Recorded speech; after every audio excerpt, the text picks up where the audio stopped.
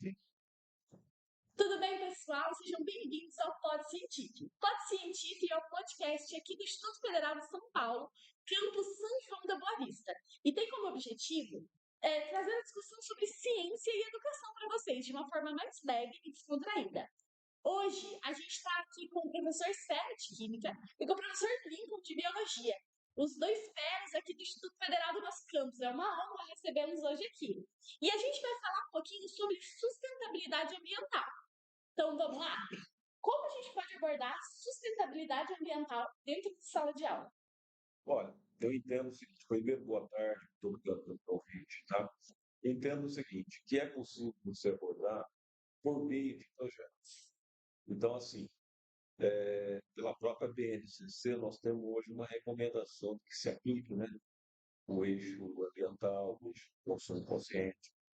Então, eu creio assim, para nós fazermos projetos efetivos, que não sejam só projetos que nós está brincando da aula aqui, ele tem que atingir a população. Do ponto de vista da educação, que os nossos alunos pudessem criar nas escolas projetos de sustentabilidade relativos, por exemplo, à economia de água, relativo, por exemplo, à economia de energia, à reciclagem de lixo, enfim. Mas sempre, só para resumir, que eu falo, sem falar muito aqui, esse processo tem que passar por uma consulta comunitária, né? Onde você faria de uma forma dialogada, de uma forma conversada. Eu acho que o aluno fazendo, ele aprende bastante. Um ponto que a gente precisa ressaltar é o ponto que envolve o letramento científico. Não basta só achar que o aluno vai conseguir desenvolver isso tudo sozinho. Ele precisa ter uma base sobre a qual ele construa esses projetos.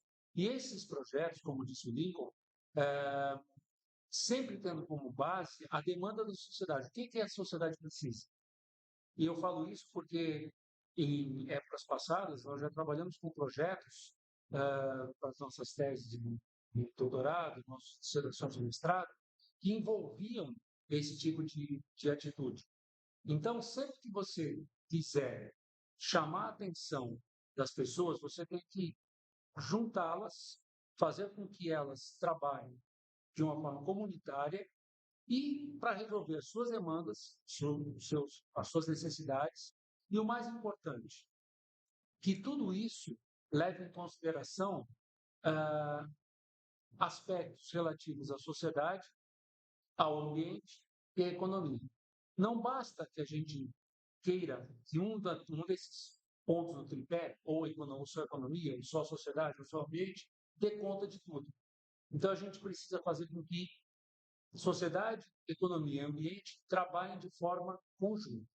Eu acho que isso é necessário a gente conversar nesse nosso encontro aqui. Mas aí surge a questão, né? Como fazer? Que é a grande questão. Nós vemos hoje que o coração das pessoas está sensibilizado com a questão ambiental. As pessoas querem, pretendem fazer, mas não sabem como. Existe uma metodologia, que é o seguinte, como o Serra falou, que é a gente pensar no coletivismo, na formação cidadã das pessoas, acreditar de que um projeto só pode ser decidido se ele envolve as pessoas nos seus problemas reais. Então, o que a gente indica, né, seria, como o Serra falou, diagnóstico das realidades específicas. Isso é muito importante. Nós não podemos ir para a sociedade com algo engessado. Nós precisamos ouvi-los, entender qual é a demanda, e, a partir daí, se criar do diagnóstico feito, né, o problema local qual é? Lixo, água, é o conjunto da eletricidade, poluição, enfim, levantar com a comunidade essas questões e o encaminhamento disso ser feito de uma forma coletivista. Tá? O Serra falou uma coisa muito verdadeira. Nós não podemos trabalhar apenas com a prática que sai do nada. Né?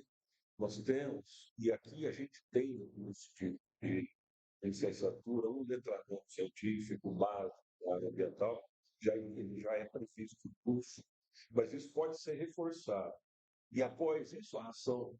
Eu acho que a ação é isso, ouvir, planejar, Quer dizer, engajar as pessoas, engajar a direção, engajar professores, engajar alunos, engajar a comunidade. E eu creio que o aluno com isso não aprende só sustentabilidade, ele aprende vida, né? Ele aprende como se comportar, como fazer um projeto, como ouvir as pessoas. Esse aluno pode aplicar isso em emprego, futuro dele. Eu acredito nessa formação, vamos dizer assim, orientada, mas de uma ação mais direta, sabe?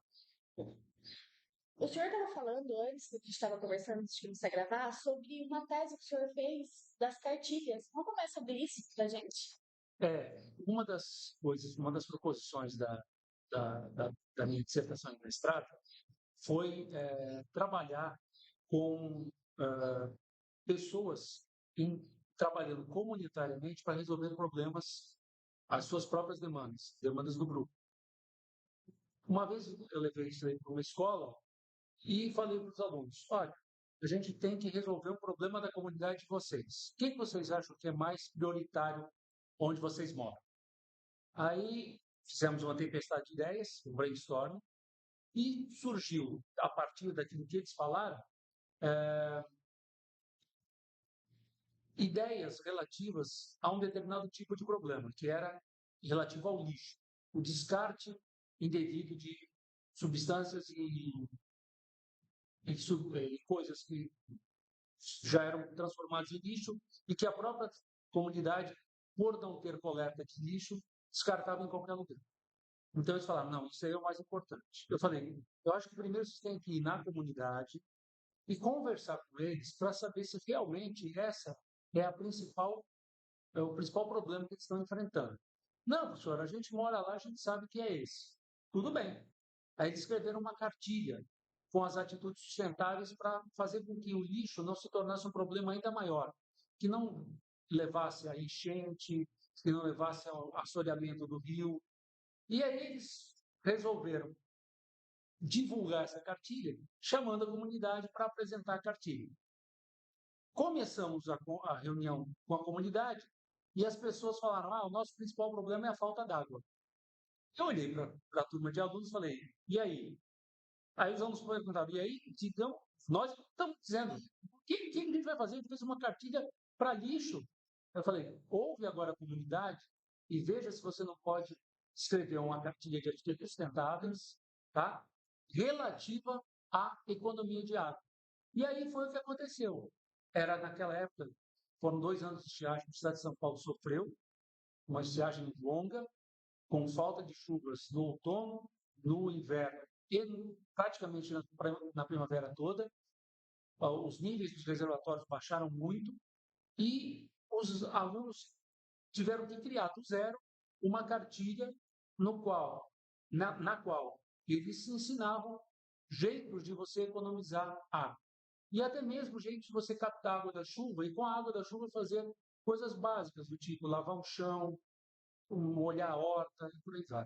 Então, essa foi uma experiência, um projeto que surgiu um curso que eu dei para um grupo de alunos. Legal. Queria que o senhor também falasse um pouquinho sobre a visita. Senhor está no céu. Desculpe. Queria que você também falasse um pouquinho sobre a sua visita lá no IFSP. Sim. Nós temos um projeto aqui, no IF São João Paulista, em parceria com o IF Sul de Minas. E nós tivemos a oportunidade de ver, na realidade, uma organização incrível, que eu acho que pega as 3 esferas que o Sérgio falou. Ela pega o aspecto econômico, ela pega o aspecto social, né? E ela pega o aspecto ambiental. Para resumir, nós tivemos no campo de Confidentes, onde há 10 anos eles fazem um trabalho de reunir agricultores familiares em sistema de cooperativa, trabalhando com sistemas sustentáveis agrícolas, principalmente sistemas agroflorestais e sistemas de produção de alimentos orgânicos. O que a gente viu lá foi muito rico, porque mostrou um exemplo concreto. Se você tem, Franciele, trabalhando no polo, alunos, curso, você tem professores, você tem agricultores.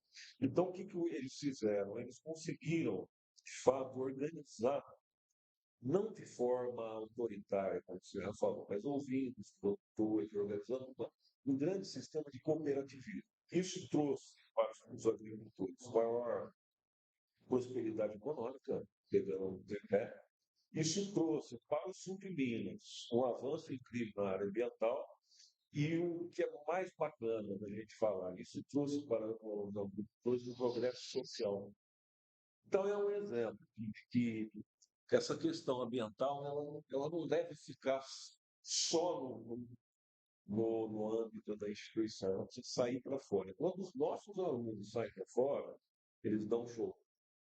É o que eu penso. E como você vê o futuro da sustentabilidade? Assim, você vê com um olhar positivo? Como é que você vê?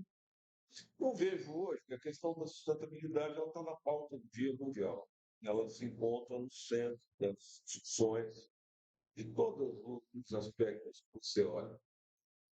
Porque, veja, nós tínhamos um modelo de progresso X, né? Hoje nós temos uma sociedade extremamente tecnológica, mas hoje a gente já vivencia e já sente na pele de que os recursos naturais eles são finitos, né?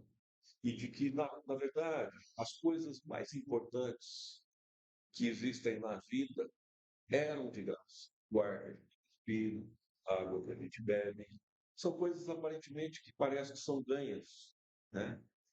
Mas que você só vai perceber o problema na hora da falta, na hora da restrição.